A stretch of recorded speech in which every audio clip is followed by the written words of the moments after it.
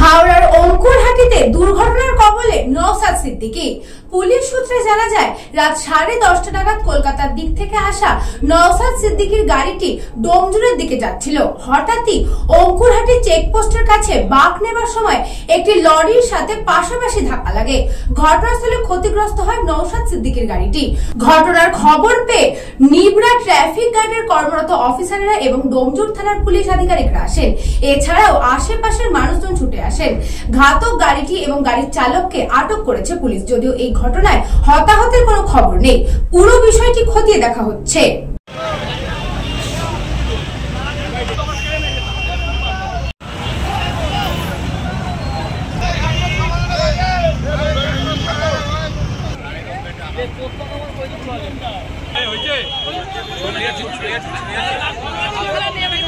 গাড়িটা সিগনালে দাঁড়িয়ে ছিল, সিগনালে দাঁড়াতে বাঁ সাইডে চেপে দাঁড়িয়ে ছিল একটা বড় গাড়ি। পাঞ্জাব লরি এসে সেটাকে পুরো সামনে ফেসটাকে চেপে দিয়েছে।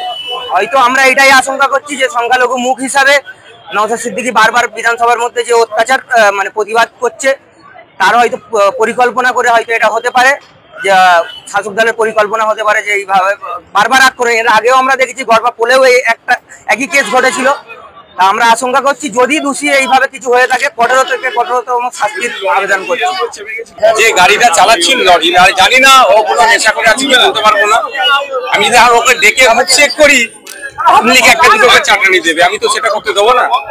ও তো গাড়ি রেখে ভয়ে পালাচ্ছিল, ওকে ধরেও ফেলেছিল, ধরেছিল। আমি বলেছি গায়ে হাত দেবে না ড্রাইভারের, কেউ গায়ে হাত দেয়নি। ও হচ্ছে বাঁদিকে গাড়ির টার্ন নিচ্ছে, বাঁদিকে কি আছে না আছে দেখবে না। আমাদের 4 চাকা ছিল, এখানে যে 2 চাকা থাকতো এত করে স্পট ডেট হয়ে যেত মানুষ। তো এবার হচ্ছে গাড়ি অ্যাক্সিডেন্ট হচ্ছে, আর গাড়ি তো টায়ার উড়িয়ে দিয়েছে। যদি ওটা রানিং এ হতো মারা যেত, যে একটা রানিং এ এসেছে ভাই, ও বাঁদিকে দেখেনি তো বাঁদিক দেখা উচিত অবশ্য। ডান দিক বাঁদিক দেখিয়ে গাড়ি চালানো দরকার। বড় গাড়ির পেছনে দেখা সম্ভব না, আমাদের ছোট গাড়ি আমরা গ্লাস দিয়ে পেছনে দেখি। আমার তো আগে ছোটের উপর দিয়ে হয়েছে, আমার জায়গায় 4 চাকায় বাইক থাকলে এখন স্পট ডেট হতো। আর এই আশপাশটায় এই ধরনের অনেক দুর্ঘটনা ঘটেছে।